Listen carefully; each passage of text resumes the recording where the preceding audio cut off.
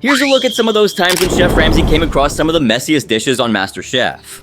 Just like this time when one contestant started off the wrong foot. That is possibly one of the worst dishes in this competition so far. In one wild episode from Season 5, the MasterChef crew decided to get real serious about making a killer meatloaf. The idea for the challenge was sparked when Courtney, the winner of the Mystery Box Challenge, picked meatloaf as the star ingredient.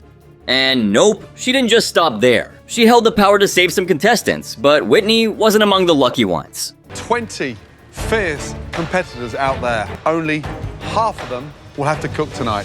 The meatloaf challenge kicked off, and Chef Ramsay was quick to share his expert advice. He suggested adding a modern twist to the classic dish by lining the dish with bacon. With the bacon. The actual mixture of the meatloaf, pork, beef, veal. Graham chimed in with his tips, emphasizing light breadcrumbs and the inclusion of mushrooms. The judges were united in their warning. Skipping the seasoning taste test was a critical mistake. The seasoning of the patty before they start cooking it, i.e. make your blend. Chef Ramsay's strategy was straightforward. Fry a bit, taste it, and make adjustments. Adjust accordingly. Right. Because you cannot season the meatloaf after it's been cooked. Right. It was a game plan any meatloaf enthusiast could get behind. Whitney, who dreamed of finishing culinary school and saw MasterChef as her golden ticket, decided to put her own spin on the classic. A little Asian-style meatloaf with a mango glaze. I've made meatloaf a lot. Her dish was an Asian-style meatloaf with a sweet mango glaze. However, when she presented her dish, Dan was quick to call it pedestrian post-presentation. Chef Ramsay's critique was no less harsh. After taking a bite, he described her dish as bland and meatloaf dessert. Lemongrass and mango with a sauce. The meat is dry. He was particularly critical of the overpowering glaze. But unfortunately, you've taken a TV dinner and turned it into a TV disaster. As the results approached, Chef Ramsay announced that 3 of the worst dishes had been selected, with at least one contestant facing elimination. Stephanie was called out first, then Graham pointed to Dan, and Joe named the third. Chef Ramsay's critique was scathing, as he told Dan that he had taken a simple meatloaf and turned it into a disaster. But there was another worse dish. Courtney then revealed who was going home, emphasizing the importance of passion and love in cooking. She pointed out the lack of these elements in the dishes and predicted who would be leaving. Courtney. Yes. Tonight. Whitney was the one called out. Chef Ramsay confirmed that she was the worst, and Stephanie was relieved as she returned to her station. I'm most upset that I had to leave this early due to something so simple as meatloaf. Whitney, heart-heavy, took off her apron and walked away, determined to start over at home. She was disappointed that a simple meatloaf could lead to her elimination, but was resolute in her decision to keep pursuing her culinary dreams. In the end, the meatloaf challenge wasn't just about cooking. It was a lesson in handling pressure, facing criticism, and staying true to one's passion. However, what happened in this next case was even worse. In Season 9, Episode 7 of MasterChef, the elimination challenge took a dramatic turn as the home cooks who hadn't excelled in previous challenges faced off in a nail-biting showdown. Cesar, the winner of the previous challenge, wielded the power to decide the nature of this elimination round. And his choice? Churros, a classic treat presented by none other than Alexi Lalas. Churros with chocolate sauce. Oh my God. Known for his soccer career and now a prominent Fox Sports analyst, Alexi reminded everyone of Fox's coverage of the World Cup before unveiling Cesar's choice. However, Cesar's role as team captain came with an incredible advantage. He was able to send 10 contestants to safety on the balcony, leaving the rest to battle it out in the kitchen. The remaining chefs were tasked with creating delicious churros and a chocolate sauce in just 30 minutes. Contestants to join you in safety up on the balcony. 10? The challenge was intense, with contestants pushing their culinary skills to the limit. Among them was Alicia, who initially seemed confident, having made churros before. She took a bold approach by tossing her freshly fried churros in cinnamon sugar with an aggressive flair. Alicia showboating? Yes, we don't need to do that. All you're doing is beating those things up. Her attempt to make an impression, however, backfired. The churros broke apart upon impact, and Aaron criticized her sugar coating technique, labeling it as disrespectful. Warming dish for me, that's just like super disrespectful, and I'm just disappointed that you did that. Chef Ramsay's critique of Alicia's churros was particularly harsh. Talking clump after clump after clump. You shot yourself in the foot there. When he tasted the dish, he was left with more sugar on his face than on the churros, highlighting the excessive sugar coating. All I can think about is my family. I don't want to disappoint them by coming home this early. Alicia's strategy of trying to win over the judges with sweetness failed miserably, as she didn't dust off the excess sugar before the presentation. The elimination came down to 2 contestants, Bowen and Alicia, who found themselves on the hot seat. Curious to see what the balcony thinks. Caesar, who's leaving? The judges sought the opinions of the safe contestants, wondering who among the 2 would make it through and who would be heading home. The result was clear, and Alicia was heartbroken. Oh dear. He's still here. The judges delivered a harsh but honest critique. Her churros were so sugary, they were virtually inedible. Sugary was virtually inedible. I'm sorry. Her downfall was a lesson in overconfidence and the importance of balancing showmanship with skill and precision. Alicia's experience on MasterChef serves as a reminder that in the competitive world of cooking, only the strongest can survive. Her story underscores the importance of humility and the need to adapt to the challenges presented even when you feel you have the upper hand. In the intense and unpredictable environment of MasterChef, every decision, every move can make or break a contestant's journey. Now, let's talk about another challenge which landed one contestant in hot water. Okay, it was the Mexican Tag Team Challenge on MasterChef, a 2-hour episode that was as action-packed as a wrestling match in a taco stand. The top 9 home cooks geared up at their stations, ready to cook up a storm. I'm going to be competing in teams of 2. The challenge was to create the ultimate Mexican feast. If you're wondering what that looked like, Aaron stepped in to show them the perfect platter, setting the bar high. Here we have some homemade tortilla chips with the wonderful pico de gallo. But then, he dropped the bombshell. They had to replicate the entire platter flawlessly. The twist? They couldn't cook together. In a tag team, you're not going to be cooking together at the same time. One of you starts cooking. Yachicia and Ebony, paired together, were already feeling the heat. With a positive mind, but Yashika and I both have extra aggressive sister behavior. From the get-go, they knew this partnership was going to be a tough ride.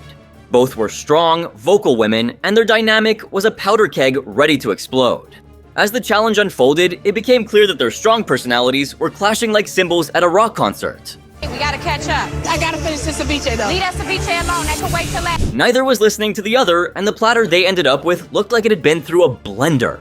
The tension rose as the clock ticked down, and in the final switch, with just 5 minutes left, the assembly was a hot mess. The sugar coating. I know, but we gotta get the taquitos rolled up. Taquitos gotta roll. Ebony and Yachicia were miles apart from each other, while the others had already nailed their dishes. Judging time came, and the tension was so thick you could cut it with a knife.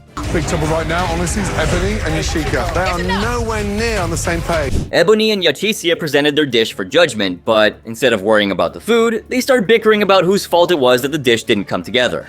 Ebony claimed she had to do everything herself. Chef Ramsey wasn't having any of it. He had one thing to say. I mean, it's honest, tell the truth. What's on the plate? I think we did it together. He bluntly remarked that their platter was a complete mess. The argument continued in front of Chef Ramsey, with Ebony dropping the bomb that Yachicia was the new Jeff. Chef Ramsey couldn't help but dish out his frustration. Ignored each other. It was like 2 individuals that wouldn't set their egos aside. He pointed out how they lacked harmony, how they were more distant than the North and South Poles, and how they couldn't put their egos aside to get the job done. It was a cringeworthy moment for both chefs. How would they work in a restaurant if they couldn't stand each other in a competition? When Ramsey examined the dish, the criticism kept coming. Shake the bag upside down, I'm sure it's gonna be a white rabbit. And what is that? He opened the taco and delivered a harsh verdict, comparing it to an unappetizing diaper. But the funny part was when Ramsey said this. Tuck into this because I have to taste this now. He requested Yachicia to say a prayer before tasting the food, but it didn't help much. Thank you for my sick bag. I'm sure that was a taste they'd never forget. Despite the harsh critique, both Ebony and Yachicia managed to survive and cook another day. In fact, Ebony even made it to the finals of MasterChef.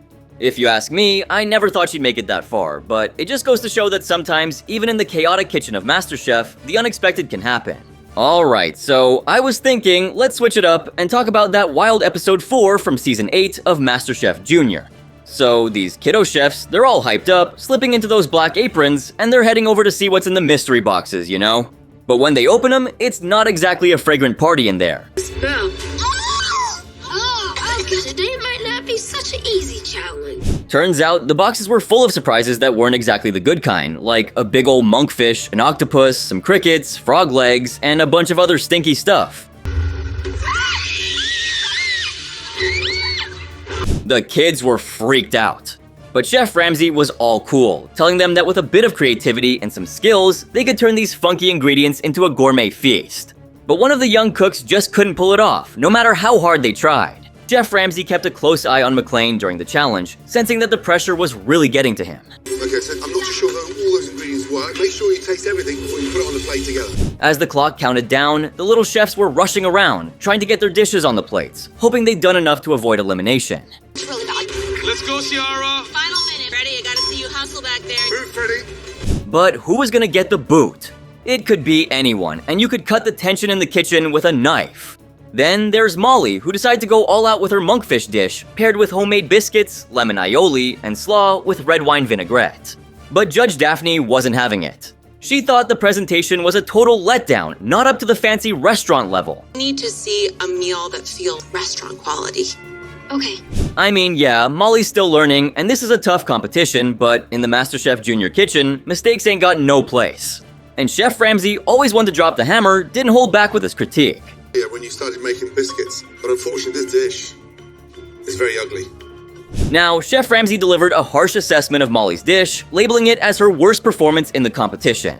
Molly, unfortunately, I think it's your worst dish you've cooked in the competition so far. You know that, I know that. Disappointment was palpable as Molly returned to her station, her confidence visibly shaken.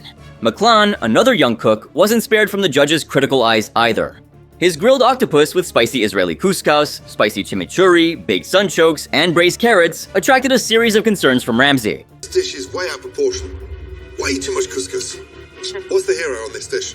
The octopus, the star of the dish, seemed to get lost amidst the complexity of flavors and elements. But the critique didn't end there. A more significant issue emerged, one that Chef Ramsay couldn't overlook. Big concern about this dish is that the octopus looks undercooked. The dish had too many components that failed to coalesce, creating a culinary mess instead of a harmonious plate. Aaron, adding to the critique, had his own list of complaints, further deepening McLean's predicament. It's lacking salt. The sunchokes are very oily. The young cook tried to maintain a brave face, but the weight of the criticism was evident. Chef Ramsay kept his feedback concise, allowing McLean to return to his station, perhaps to reflect on the feedback and regroup. Two dishes had fallen short, each with a myriad of elements that failed to come together. And I'm so sorry. Can you three say goodbye to McLean, please, and head back to your stations? But only one of them would face the ultimate consequence. McLean's journey in the MasterChef Junior kitchen came to an end, the result of the poor execution of his dish. And I'm so sorry. Can you three say goodbye to McLean, please, and head back to your stations? Tears welled up as he bid farewell, a poignant reminder of the emotional roller coaster that is part of the competition.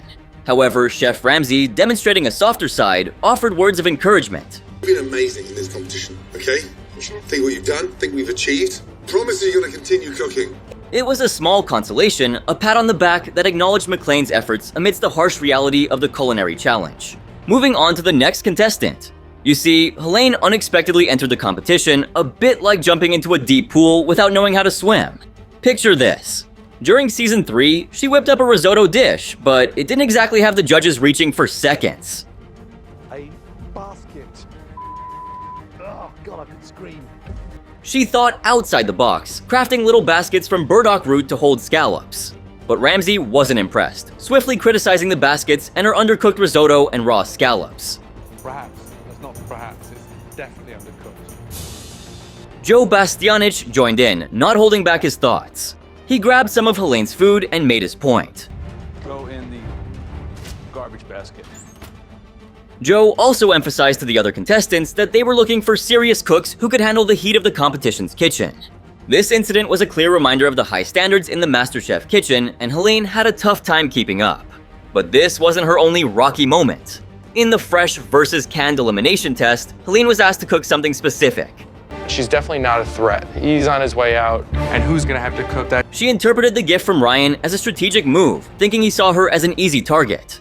But despite the pressure, she handled the crab with confidence. I know how to pick a crab, and I know how to season a crab. She even gave fellow contestant Tanya a hand with her live crab. Things got chaotic when Chef Ramsay visited her station during the cooking process. All the ingredients were scattered in large quantities, and Chef Ramsay was completely lost. Wait to hear. like options, What in the Gordon. hell are you doing? How many dishes you doing? He questioned her approach, and Helene explained she was making a tomato-based crab soup. Chef Ramsay reminded her of something pretty important. I'm struggling because I don't work well under pressure, and I know where my weakness is. Helene admitted she was struggling in the competition, and as Ramsay left, she acknowledged that the competition was only going to get tougher. Judging from the looks on their faces, it's no surprise why Helene faced scrutiny from the judges while she was cooking. Jo expressed concerns about her dish, worried it might turn out weak due to her evident struggles with organization. I think that she has no idea what she's doing. Yeah, and she's from the Eastern Shore of Maryland. Graham chimed in, saying that someone from the Eastern Shore of Maryland, aka Crabville, should be able to tackle a crab challenge in their sleep. Maryland, that's like Crabville, you know? She should be able to do this blindfolded. But of course, things didn't turn out that way. When it came time to present her dish, crab soup with cornbread, Helene admitted her soup was thicker than she intended. She insisted it still had the flavors and style she aimed for. Jo was the first to taste her dish, and Taking a beautiful $60 Dungeness crab. he sarcastically praised her for making fresh crab taste like canned crab, leading to Helene's apology. However, Graham had a different take. He compared it to jambalaya and pointed out that the shredded crab looked like cereal on a fork. You put that on a fork, it looks like shredded wheat. But what Graham said next was a real shocker. He concluded by calling it a waste of great product, leaving Helene to face a tough critique from the judges. Chef Ramsey discovered an issue when he dipped the cornbread into the soup. Is that salt on top of the cornbread? I did add salt to He asked Helene about the salt on the cornbread, and she admitted she'd added a pinch. But Chef Ramsey wasn't buying it. For that, I wouldn't pay you 25 cents for that bowl. Helene was left feeling shocked, embarrassed, and terrible for presenting such a disaster. During the deliberation, Monty checked in on Helene, who revealed she wasn't cooking from the heart and lacked self-trust. She admitted to cooking based on what she thought the judges wanted. Helene ended up in the bottom 4, and after Frank and Mike returned to their stations, Ramsay advised her to step up her game if she wanted to pursue light, healthy cooking. But despite her best efforts, Helene was ultimately eliminated due to her consistently poor performances. Thank you. Please put your apron on your station. Before leaving, Ramsay offered her words of encouragement, telling her to keep her head high while continuing to learn. It was a tough but valuable lesson in the high-pressure, high-stakes world of MasterChef. But what happened in episode 5 was even worse. The contestants were thrown into a culinary gauntlet where they didn't know their ingredients until they reached the pantry. I'm feeling amazing right now. I'm feeling like I'm in the driver's seat of this competition. Jesse, the winner of the first challenge, held the reins as he handed out baskets, dictating whether the contestants would cook savory or sweet dishes. Regular baskets were for savory, those with a bow for sweets. I know immediately that Ryan is gonna give me the canned crab. Jesse took on the role of puppet master, distributing sweet baskets to those he perceived as the weakest. Veronica, Olivia, Tommy, Katrina, and Justin all received the sweet challenge. I knew it. Okay, how's it wrapped up? No, it's not wrapped. It's not wrapped. Justin, an 18-year-old school kid with a serious attitude towards his future, was indeed the youngest contestant in the game. As the 1-hour cook-off began, Justin chose to tackle corn profiteroles. I'm probably gonna take Ryan down after this. He got to go after giving me this bad crap. Graham and Christina, the judges, sampled his batter and offered advice. Christina suggested that a touch of salt or acidity could elevate flavors, but Justin was confident he'd added salt. However, Christina wasn't convinced and fired back with a stern reminder. And he knows that live crab is definitely much better than the canned stuff. Justin looked back, clueless as tensions simmered. It was a moment that indicated the kitchen was about to get spicy. Pressing on, Justin prepared sweet profiteroles filled with creamed corn and drizzled with candy corn caramel. But I'm not gonna give Ryan the pleasure of seeing me sweat. A sugar overload was on the plate. Chef Ramsey took a taste, and his expression told the story disappointment. I'll be happy to have the last laugh when Monty is walking herself out of the MasterChef kitchen. The dish was overly sweet and undercooked, far from what Ramsey expected. He was visibly disappointed. As Justin faced the judges, the big question came. What did you learn? What were you smoking when you came up with the idea of a crab Scotch egg? Caught off guard, Justin stammered, acknowledging his mistake. Chef Ramsey's look said it all as he walked away, leaving Justin to ponder his choices.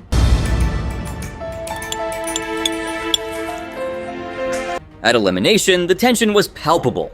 Shelley and Steven were first to be declared safe as the winners. This left Veronica, Charlie, and Justin in the bottom 3.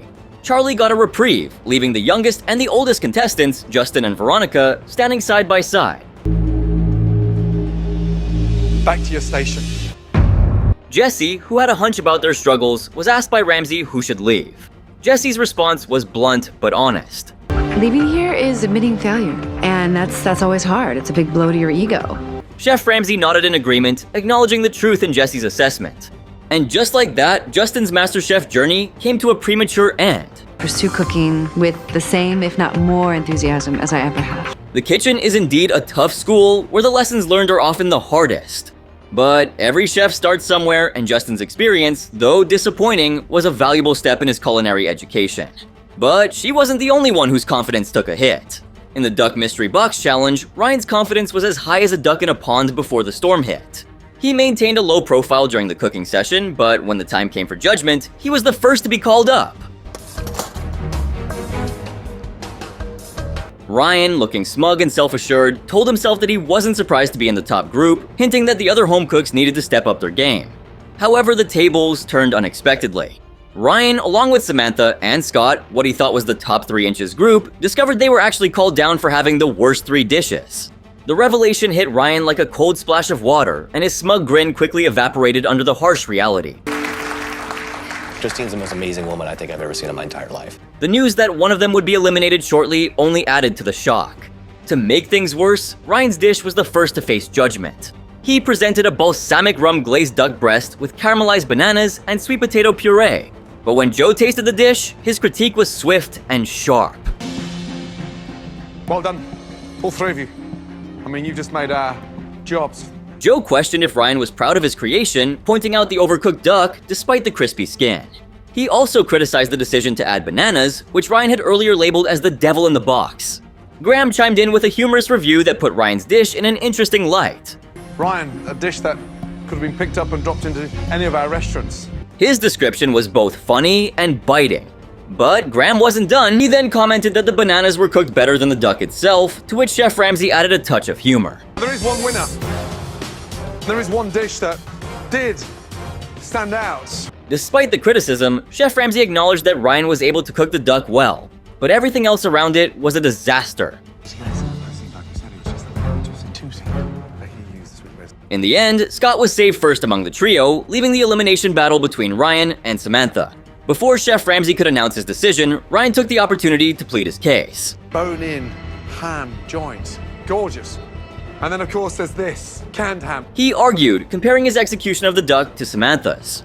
Chef Ramsey interrupted his plea, stating sternly that there was no room for begging and reminding Ryan that he was there to compete, not judge. Eventually, Samantha was asked to leave and Ryan was sent back to his station, securing another chance in the competition. Ryan's journey in the Duck Mystery Box Challenge was a roller coaster of emotions, from high confidence to a shocking revelation, and finally, a second chance. It was a lesson in humility and the unpredictability of competition. Now, if you ask me, Season 6, Episode 5 of MasterChef stirred up a storm of excitement and tension with a twist that had us glued to the screen. You're gonna give me the basket that I want, or you will become my mission in life. The episode kicked off with the Mystery Box Challenge, and Jesse took the lead, emerging victorious. But instead of a typical reward, Jesse was in for a shock. He wasn't just heading back to the pantry, he was about to hear some news that would shake things up. You will not be going back into that amazing pantry with us. Jesse found himself in the driver's seat for the day as the other contestants were introduced to an ingredient that Graham described as a gift from Mother Nature herself. Something truly awe-inspiring. The suspense built up among the contestants, and it was time for the big reveal. Beautiful. What is in this box? As the tension grew, Chef Ramsey asked Steven for his guess on what could be in the box, and Steven's response was nothing short of epic. My destiny. And guess what? Steven was right on the money. But the real twist was yet to come. The mystery ingredient wouldn't be revealed until the contestants stepped into the pantry. And Jesse, he got another advantage that could turn the game around. You a regular shopping basket, then you'll be asked to make a savory dish. The ingredient could either be a game changer if used in a sweet dish, or, as Chef Ramsey put it, game over. Give it to me, please. Wow. Now, about Jesse's strategy, you're curious, right? Contestants the sweet baskets because they're probably going to struggle. You see, the duo had a plan in mind. He wanted to eliminate the weaker contestants by challenging them with a sweet dish, relying on Chef Ramsey's warning that the mystery ingredient would be tricky in a dessert. But what was this mystery ingredient that had everyone buzzing here? It was none other than corn. And let me tell you, the pantry was chock full of corn in all its forms. Fresh white and yellow, canned corn tortillas, popcorn, and even candy corn. While Steven was stoked because he'd been growing corn for years and loved working with it, Tommy and Charlie were clueless about what to do with this versatile ingredient. Veronica, a dessert expert, was struggling with the idea of adding corn to her dish. My thing, but my brain doesn't want to go down corn and dessert. When it came time to start cooking, Veronica decided on corn creme brulee, feeling confident. Dedicating this dessert to my first and oldest granddaughter, I'm making corn creme brulee. Meanwhile, Justin was going all out with creme puffs stuffed with corn and topped with a candy corn sauce. But Graham wasn't convinced about the corn overload. That's excessive or no? No. I don't understand what you're making here. When Christina tasted Justin's filling, she suggested more salt, but Justin wasn't having it. He gave her a piece of his mind. Teaspoon of salt in that. Fast forward to the tasting, and Veronica was the first to present her dish. Feeling really confident, and I'm feeling like they're gonna like it so much. Christina was looking for that perfect crack on the brulee. You can hear that crack. That is like the only texture that creme brulee really needs. Unfortunately, Veronica's confidence didn't match her dish's execution. The creme brulee was overcooked, too fatty, and lacked the corn essence. Brulee is not well done at all. It was a major technique fail, and Christina was unimpressed. Next up, Justin presented his profiteroles filled with sweet cream corn and topped with candy corn caramel. Chef Ramsey gave his verdict. It's got a sort of wet, almost like a wet cornflake inside. Yes, chef. The pastry was undercooked, the filling was overly sweet, and Justin used canned corn in the center, believe it or not. With all that fresh produce in the pantry, Justin opted for the canned route, and Chef Ramsey was visibly upset. Now, let's rewind to season 5, when Mark was overly confident about his peppercorn fillet with burnt sauce and whipped rosemary garlic potatoes, thinking it was a French dish masterpiece. Garnished with a candy corn sugar drizzle. Spoiler alert, he was not even close. Mark, who was clueless about French cuisine, decided to go all out. But when it was time to present his creation, it fell flat. This dish doesn't taste like it celebrates corn. Joe didn't even need to taste the dish to point out the flaws. The sugar caramel on top of the creme brulee, that for me, you definitely succeeded in. The texture of those mashed potatoes was impossible to overlook. The corn challenge, it's not a caramelized sugar Correct. creme brulee It's challenge. not. But here's the kicker. When Joe finally tasted it, his reaction said it all. So my brain just goes into, writing my swans. He was completely taken aback by the flavor profile. Wonder why? Because Mark added an unexpected ingredient, raw flour, along with traditional ingredients. Mark tried to fix his runny mashed potatoes with raw flour. He wanted to thicken them up, but his little hack didn't work. There was no coming back from this disaster, and Mark knew it was time for him to pack his bags and head home. But, as they say, the drama never stops in the MasterChef kitchen. The notorious duo of Dan Wu and Josh Cutter Brewer from MasterChef Season 5 faced a challenge that turned into a culinary disaster. With 60 minutes on the clock to create a standout dish, they encountered a significant roadblock in the pantry. Two variations of a similar sauce, but not the same sauce. Cutter, cautious and strategic, thought using two different lean proteins wouldn't blend well. However, Dan was not swayed by his partner's concerns, leading to a clash of culinary ideologies. Their miscommunication soon spiraled into confusion, leaving them with a significant shortage of ingredients. That's it. Let's go. We're gonna have to go with this. The drama unfolded as the judges made their rounds. Cutter tried to explain their plan for venison and tuna, but Dan was already ahead in the process of cooking the tuna. Spotting this, Cutter decided to vent his frustrations to Chef Ramsey. On a wild tangent in the pantry, and by the time we got out of there, we ran out of time. He openly labeled Dan as an idiot, and predicted that they were on a direct path to the pressure test. When it was time to present their dish, the lack of ingredients was glaringly obvious. Courtney's reaction to their nearly empty plate was a clear indicator of the disaster that had unfolded. Chef Ramsey's disgust was palpable. What in the He was visibly embarrassed for them, a sentiment echoed by his body language and choice of words. Cutter, in an attempt to shift the blame, once again pointed fingers at Dan. I listened to him. Yeah. I told him I didn't like it. He just starts grabbing. But Dan was not one to let accusations slide. I gave my idea, he gave his idea, we grabbed the proteins. The blame game continued until Chef Ramsey intervened. Pick up a basket, fill it up, and then bring it back. At least you got something tangible to work with. He made it clear that they should have been more strategic with their pantry choices, emphasizing the importance of teamwork and planning. Despite the chaos, Chef Ramsey took a taste of their dish. His verdict was scathing. Possibly one of the worst dishes in this competition so far. It was a label no chef would want to be associated with. Joe was next in line to taste the dish, but Cutter tried to preemptively defend their choices. Yeah, so why don't you let me figure out what I have to do and what I don't have to do. Joe silenced him, insisting on giving the dish a fair taste. His reaction was equally critical. Graham, unfortunately, didn't get a chance to taste it, but given the reactions of his fellow judges, he didn't seem to mind. Dan and Cutter, aware of their disastrous performance, were certain they would end up in the pressure test. Their mutual blaming only highlighted the lack of cohesion between them post-judges' critique. Their prediction was accurate. Cutter and Dan indeed found themselves in the pressure test alongside Christian and Francis B. Cooking against each other in a pressure test.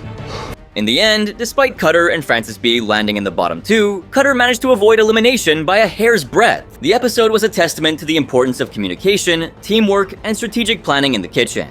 A lesson learned the hard way by Dan and Cutter amidst the high-pressure environment of MasterChef. So that's a wrap on today's video. Do you remember any other messiest dishes served on MasterChef? Let us know in the comments below.